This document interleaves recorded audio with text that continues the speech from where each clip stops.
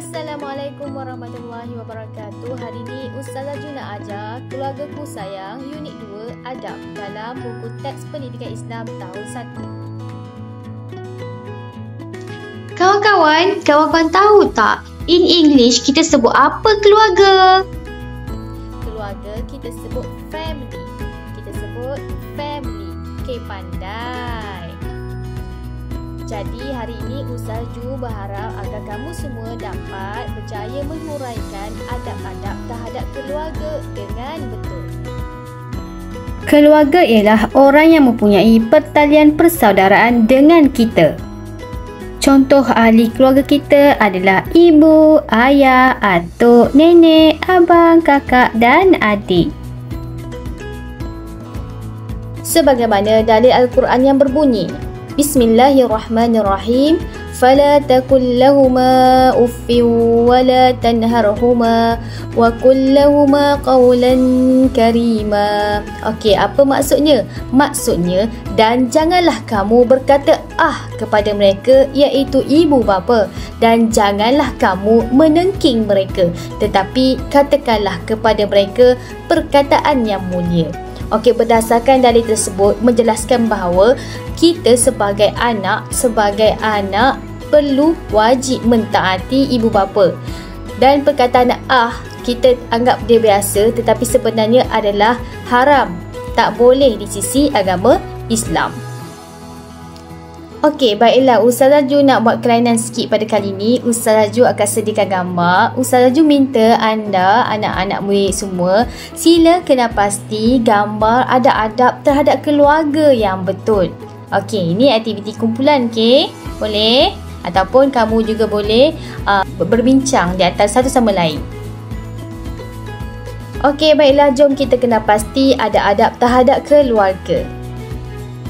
Okey, jom perhatikan gambar-gambar yang Ustazah Ju sediakan. Adab yang pertama ialah ucapkanlah salam apabila bertemu. Apabila bertemu dengan ahli keluarga sama ada nenek, atuk ataupun ayah dan ibu bapa, kita hendaklah memberi salam. Macam mana nak ucapkan salam? Ikut sama-sama. Assalamualaikum. Assalamualaikum. Boleh? Cuba tengok gambar yang kedua. Yang kedua ini ialah adab saling menziarahi, iaitu kita berkunjung atau melawat ahli keluarga kita. Contoh gambar pertama ialah atuknya sedang sakit, maka sebagai anak dan juga sebagai cucu, kita hendaklah menziarahi atau melawat atuk kita, iaitu bertanya khabar. Yang kedua, cuba tengok gambar kedua. Gambar kedua ialah dia menziarahi ahli keluarganya.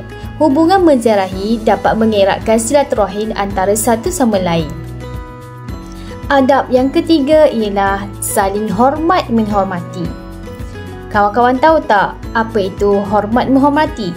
Hormat menghormati ialah kita memberi layanan yang sopan kepada ahli keluarga kita, terutamanya kepada ibu bapa kita. Sebagai anak, kita wajib hormat menghormati ibu bapa dan juga ahli keluarga. Bagaimana cara kita untuk menghormati ibu bapa?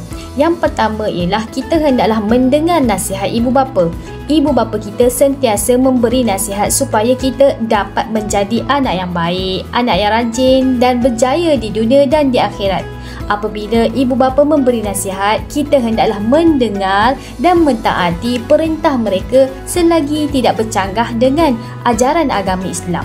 Kawan-kawan tidak boleh membantah ataupun merajuk ataupun marah apabila ibu bapa menasihati kita.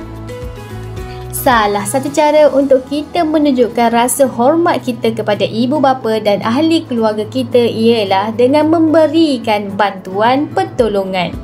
Walaupun kita masih kecil, dengan pertolongan yang diberikan boleh membuatkan mereka berasa bangga dan juga happy. Bagaimana cara kita nak membantu ibu bapa? Senang je. Kita buatlah yang mudah-mudah seperti mengemas mainan, mengangkut barang, membantu ibu bapa di dapur ataupun mengemas meja makan apabila selesai makan. Senang kan nak jadi anak yang soleh-soleha? Betul tak? Yang ketiga ialah bagaimana cara kita menunjukkan rasa hormat kepada ibu bapa ialah dengan tunduk hormat apabila lalu di depan mereka. Kawan-kawan hendaklah tunduk sedikit dan lalu dengan perlahan-lahan apabila berlalu di hadapan ibu bapa. Boleh tak kawan-kawan? Begitulah cara hormat menghormati yang perlu kita amalkan bersama ahli keluarga, terutamanya ibu dan ayah. Kata sayang, macam mana nak menunjukkan kasih sayang kita? Yang pertama, kita boleh bantu ibu bapa seperti bantu di dapur, bantu sapu sampah, bantu pujuk adik, bukannya mengusik adik. Jangan buat macam ni tau, tak nak usik adik. Faham? Kita hendaklah sentiasa menunjukkan kasih sayang. Ingat, orang yang berkasih sayang ni, dia akan rasa happy, gembira dan dapat dekat antara satu sama lain. Adab yang kelima ialah menggunakan bahasa yang sopan. Macam mana tu? Senang je, kita gunakan perkataan yang baik apabila bercakap dengan ahli keluarga kita. Gunakan nada yang rendah, bercakap dengan tutur kata yang baik. Contohnya, ibu boleh tak tolong saya kemaskan buku? Ayah, terima kasih ayah. Gunakan bahasa yang baik dan panggil panggilan yang baik. Contohnya, kakak, abang. Jangan bahasakan aku. Bahasakan diri kita sebagai nama panggilan kita di rumah. Contohnya adik, ucu dan sebagainya. Apabila kita menggunakan bahasa yang sopan, ia dapat menunjukkan bahawa kita ni anak yang baik, anak yang mengamalkan adab terhadap keluarga. Ingat adik-adik, gunakan bahasa yang sopan. Tapi sayang, ada yang Ustaz Raju perhatikan. Anak-anak zaman sekarang mudah mengamuk, mudah marah, mudah melenting, terutamanya apabila dia tak dapat handphone, apabila dia tak dapat gadget. Betul ke perangai macam ni? Salah kan? Jadi jangan buat kerana anak yang derhaka sentiasa. Anak yang derhaka ciri-cirinya ialah bercakap kasar. Jangan amalkan dan jangan buat. Faham? Yang keenam, adab terhadap keluarga ialah dahulukan ahli keluarga yang lebih tua. Contohnya, ketika makan, kita boleh tunggu giliran. Dahulukan, bagi dahulu ibu bapa kita yang lebih tua untuk mengambil makanan terlebih dahulu. Ini membuktikan bahawa kita menunjukkan rasa hormat kepada ibu dan bapa. Kesimpulannya, jom kita perhatikan ada berapa adab terhadap keluarga yang perlu kita amalkan. Pandai, ada 6 adab. Yang pertama ialah memberi salam. Yang kedua ialah ziarah keluarga. Yang ketiga, hormati ahli keluarga, iaitu hormat orang tua dengan nasihat.